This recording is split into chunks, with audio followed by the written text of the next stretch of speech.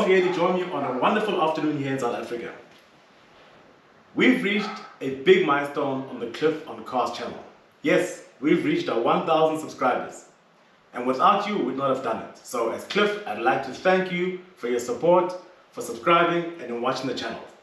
We'll endeavor to keep bringing you more content so we can build the channel and all grow together and enjoy content.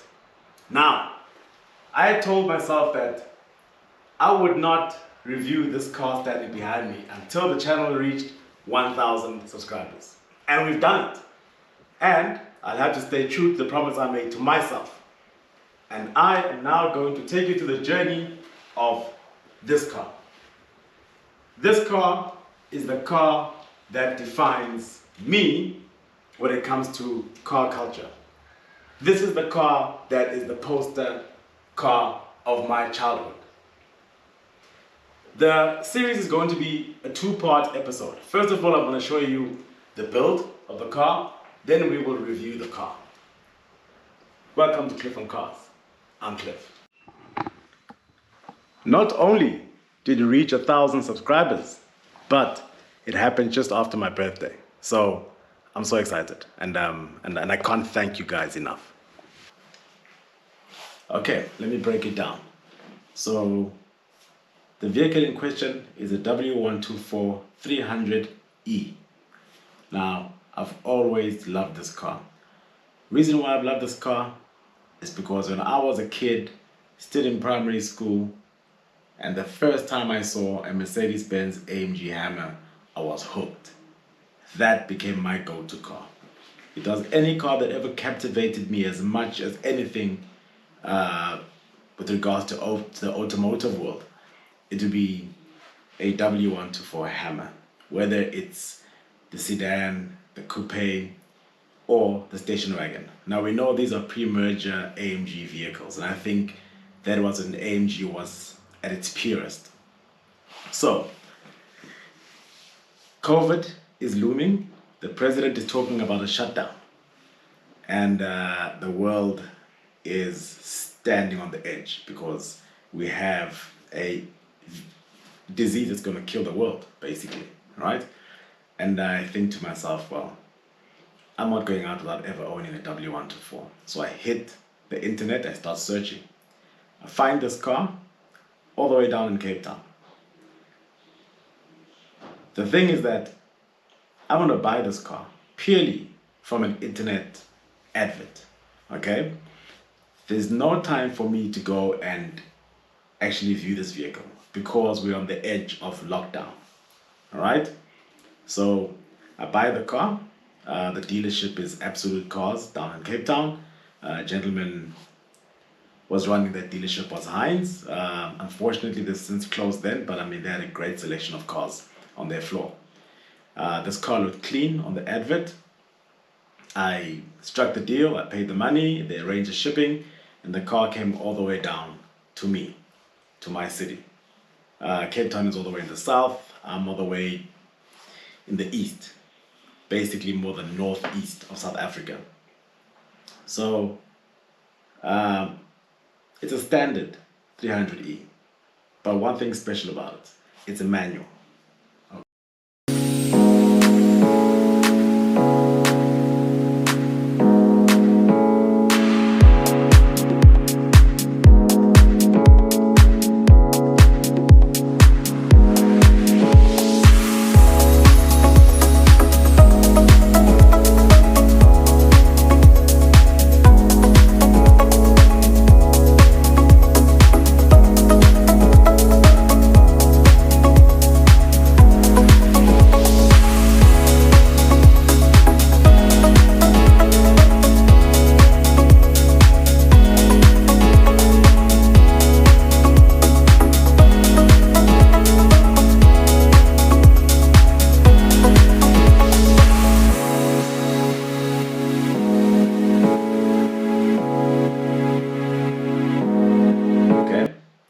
So car arrives, what next?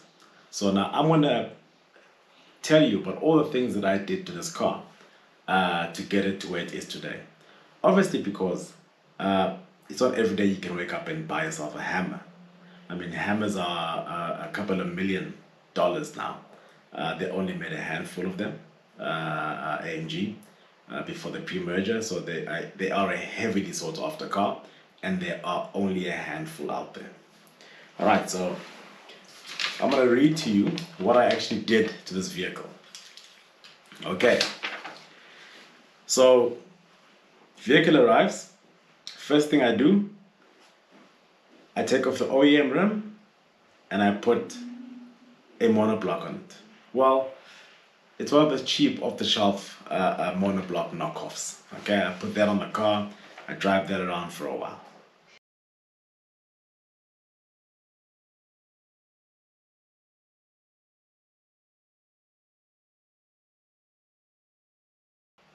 I put the backing plate on the boot lid. Now, I've had this backing plate for many years. I've actually got two. I've got one with the orange stripe, and I've got one with the clear stripe, depending on what your rear lights look like. If they've got the orange indicators on, or they've got the clear or the frosted indicators on it. Okay, so I've got two. So this car came with the orange indicators, so I smacked on the one with the orange line across to match the tail lights. Like I said, I've had those for many years. I've still got the other one. I'm keeping that for a coupe one day.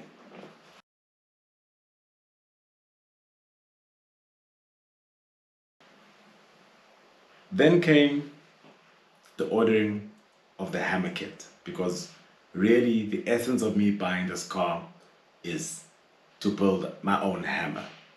All right, it's a 3-liter manual already. It's a perfect platform, and the next best thing is for me to get the kit. So I order the kit from Eastern Europe. All right, kit arrives. Took a couple of weeks. Special day. I was so excited.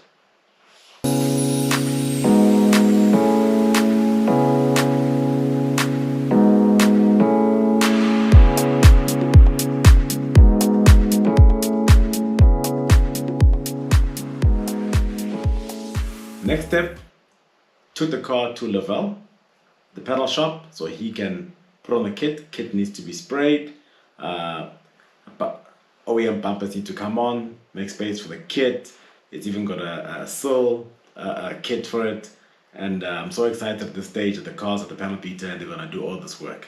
And I must say the W124 comes with the big panel underneath, what they call the Sacco panel. That's what mine's got. You'll see the pictures, as you see on the pictures. And the Lavelle, the panel beater, he really painted the bumpers with the panels. Very nice, interesting pearl sort of like color, and it came out very nice, and I really liked it. So the new bumpers, new sill kit went to the spray booth. It was sprayed by Lavelle and then fitted onto the car.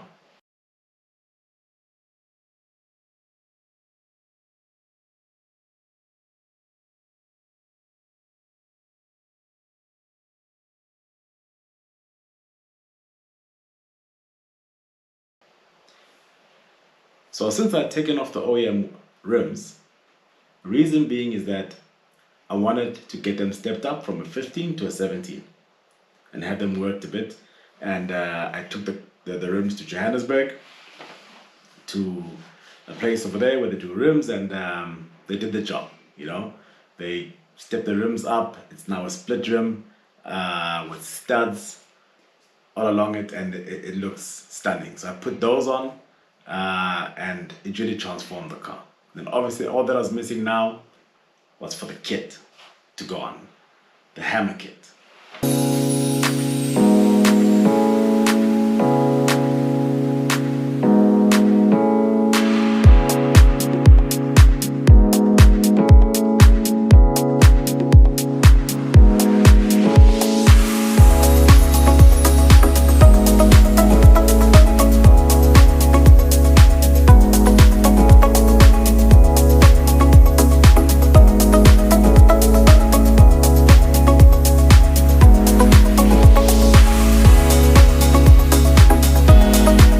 Once the hammer kit was sprayed and fitted, it transformed the car. It looked spectacular.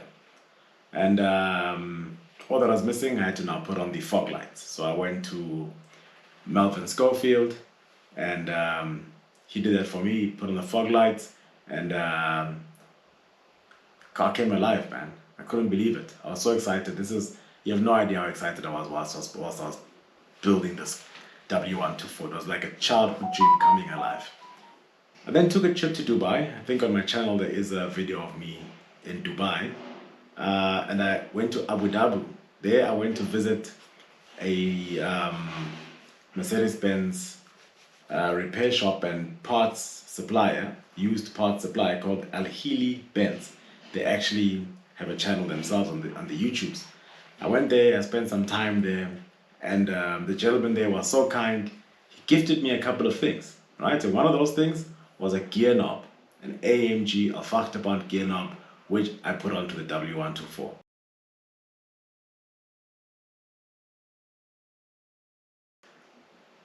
I'd made some good progress, but a couple of things are still missing on the car. We needed tailpieces, right? And we needed to stance the car. And when it came to the stance of the car, I wanted to buy the aftermarket springs from where I bought my kit, in the Hammer kit in Eastern Europe. But something just kept telling me to hold on.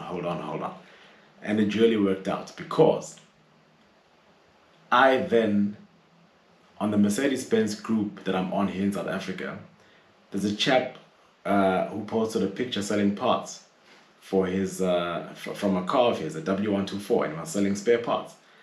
And I screen grabbed that picture, and for about 6 weeks, every night I would look at the picture until I understood why. I saw the sill on the car, and I was like, snap, that's a W124 AMG. So we had one in South Africa. It's not a Hammer. It was bumped up from 3 to 3.2, but it had the Hammer kit on, all right? And I phoned this guy, and I said to him, yo, man, do you have by any chance have the springs for this car? And he said, yes, I've got the OEM AMG springs for it. He sent me the picture. Next day, got into my car because the guy didn't live far from my town.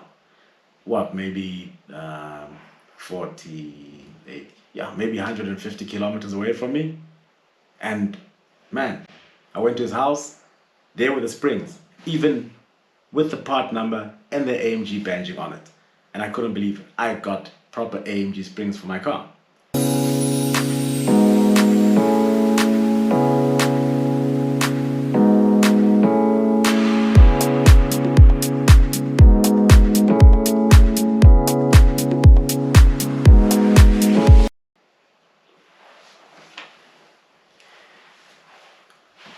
Took the car into the tire shop, had the springs fitted, and the stance was perfect.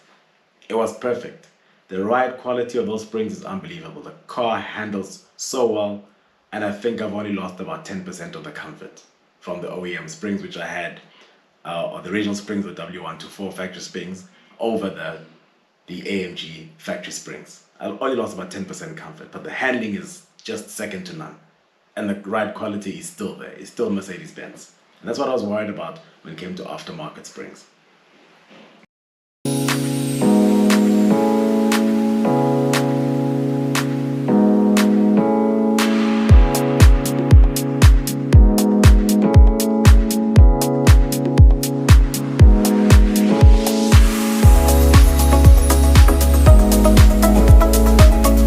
And then the final touch to that was obviously the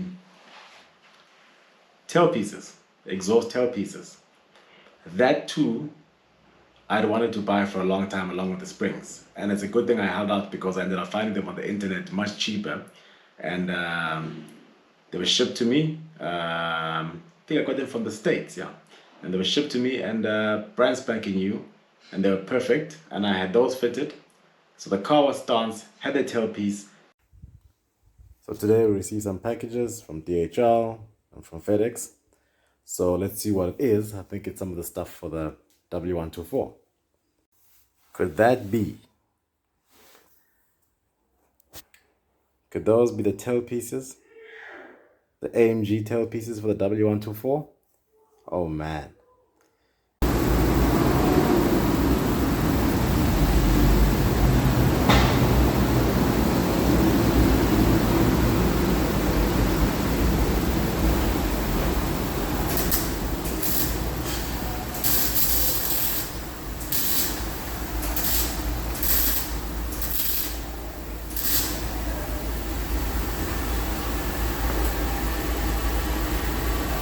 The car was now beautifully stanced, had the exhaust tailpieces on.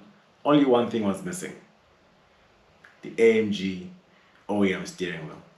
That I actually bought as well from the chap who sold me the springs.